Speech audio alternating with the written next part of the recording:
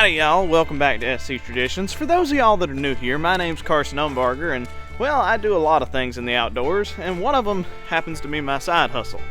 That is taxidermy. That's exactly what this video is going to be about today. Let me show you what we got down in the bath. Ooh, it's a big, smelly gator. So if you remember a couple videos back, I did a smaller gator, found out that gator was about 9 foot 1 inch long. This one, considerably bigger. I don't know what that equates to the body. I am not an alligator expert, but all I can say is I had a TikTok video go viral a little bit a while ago that said, you know, that thing would hurt me if I met it on the other end of the swamp. This one would put me in a casket. I think the other one could too. I'm just saying this one would do it a lot quicker, like 0.6 seconds, and I'd be dead, coroner calling, nasty stuff. Let's hook this thing up though. Whew. I tell you what, that thing ain't no joke. It's cold out here, y'all. It's like 40 degrees. So what I'm already noticing from this one is, even though it's considerably bigger, it also has all the jowl meat and everything left on.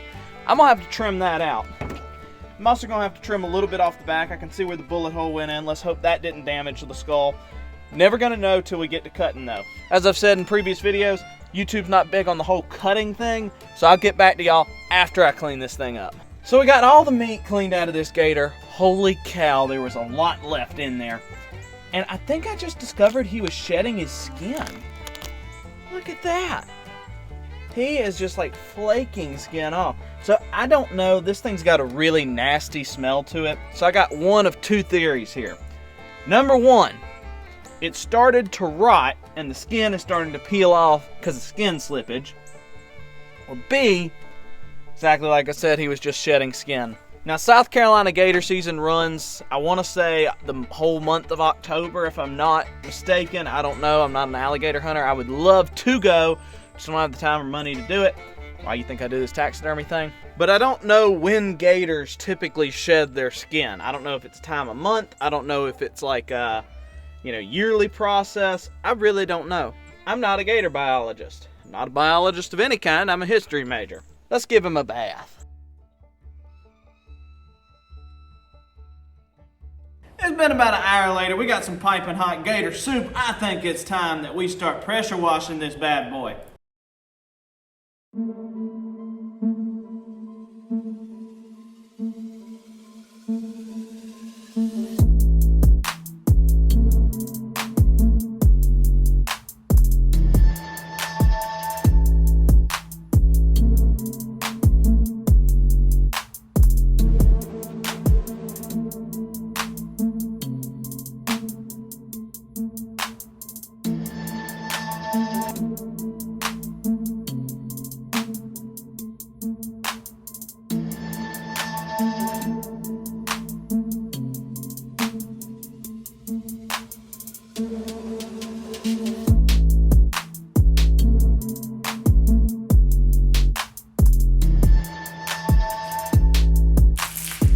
Well, we got good news and bad news, y'all. The good news is, gator's almost done. He's just got a little bit here that I gotta kind of really get off. He's got some mega thick hide that is being a bear to get off. But that's okay, we're gonna steam him just a little bit longer. On the bad news side, one, my wader's just finally called it quits, or my frog tog's finally called it quits, so I'm just soaked head to toe. And in other news, this gator had a broken jaw. And it only came to fruition when we removed every piece of muscle. And you can actually tell that it had a broken jaw because you can see where the bone started to want to heal back. You've got a little excess bone growth there, some like scar bone growth. But it wasn't completely healed, so when we took away all of the muscle and meat of the animal, it just came to fruition and you got to see all of the broken pieces inside that gator. Those things are beast, might I say. But no, we're almost done. I'm ready to get a shower. I've been working at this thing for 6 hours. We are in the whitening bath now, so that means we are getting close to the finish. As you can see though, doesn't all fit in, so I'm gonna have to kind of flip it and work it kind of like you would a nice steak or something like that, except it's a gator.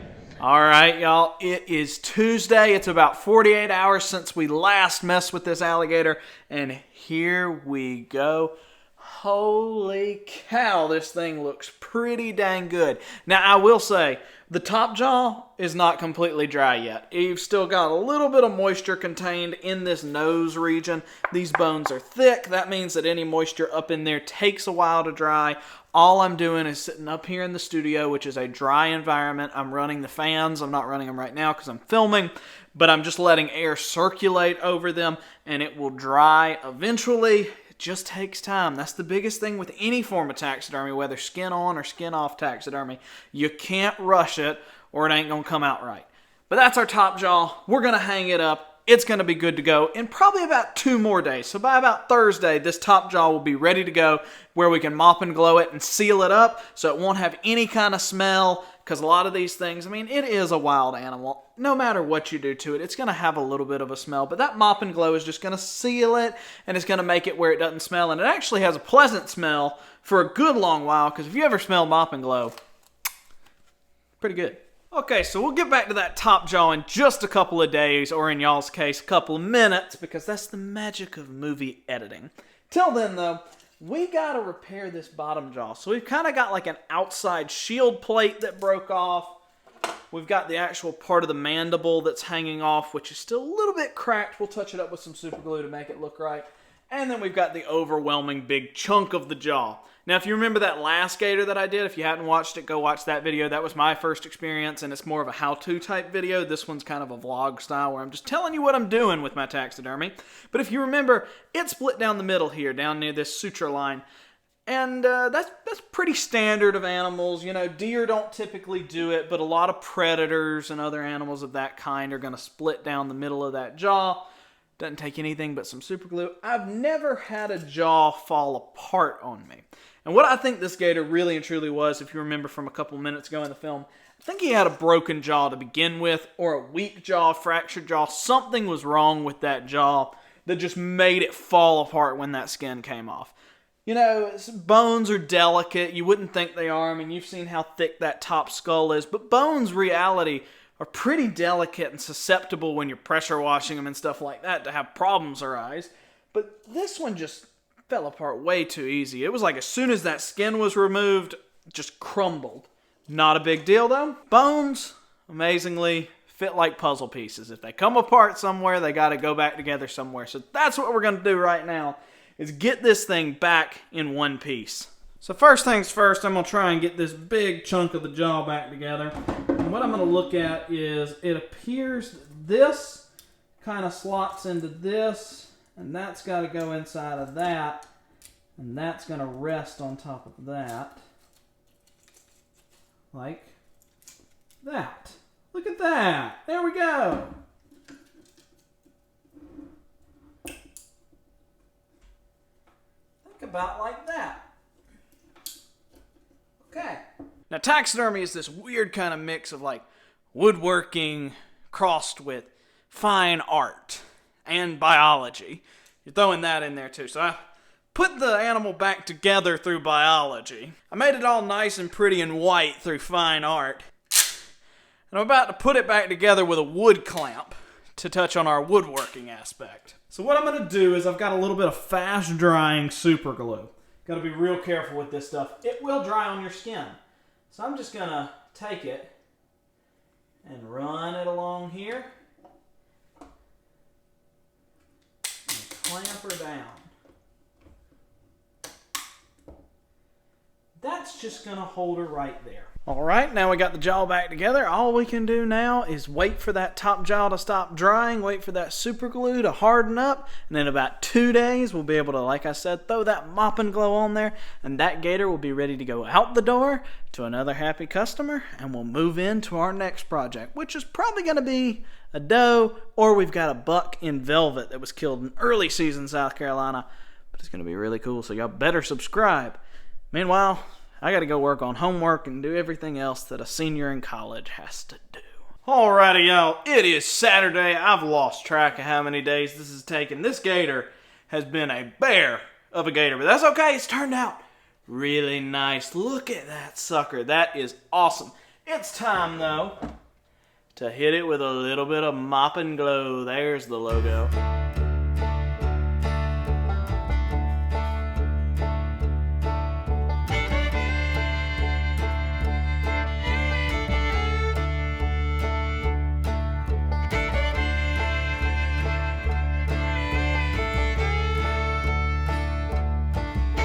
Alright y'all, 48 hours later, the Mop and Glow is completely dried, and now look at this beast of an alligator. Boom. Huge. Look at that. He's sitting at the top of my head and comes all the way down to my chest. For a little bit of comparison, thanks to y'all who commented on a couple of my videos on how to measure alligators, really helped. I've calculated this gator should be sitting somewhere in the 11-foot range, maybe a little over, maybe a little under, right around 11 foot. This gator, I have confirmed from the person who shot it, was 9'1". 9'1" gator, 11-foot gator. Side-by-side comparison. Not even comparable, because they don't even have fit in a camera frame with this one.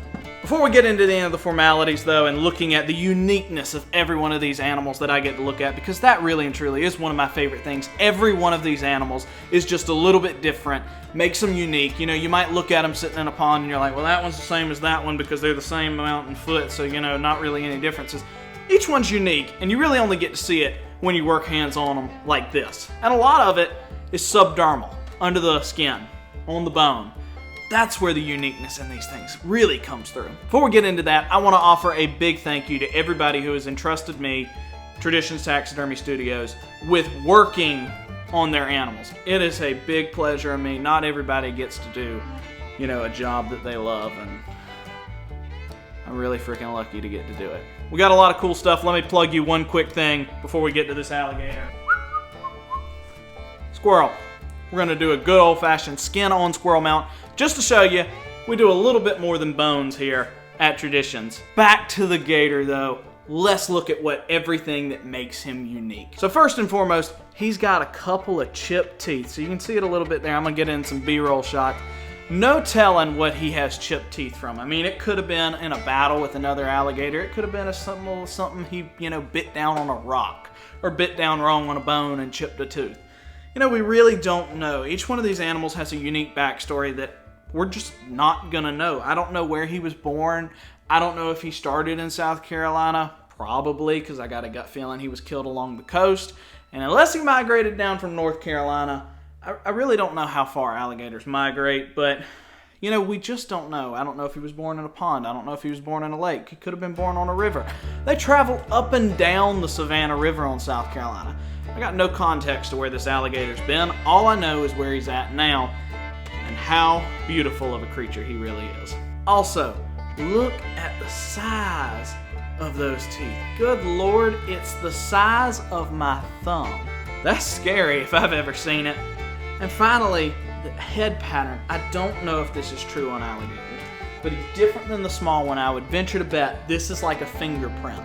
And every alligator has its own unique head pattern. And this is like the things that I said, you don't really notice until you get subdermal on these things.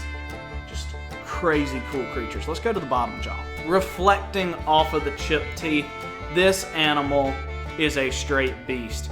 Here's our bottom jaw, considerably bigger than our 9-foot jaw here. Once again, not even half comparable. But we've got a little excess bone growth there. Probably nothing, not really a genetic thing, just, you know, people probably have a little bone growth too. I've seen it on other animals.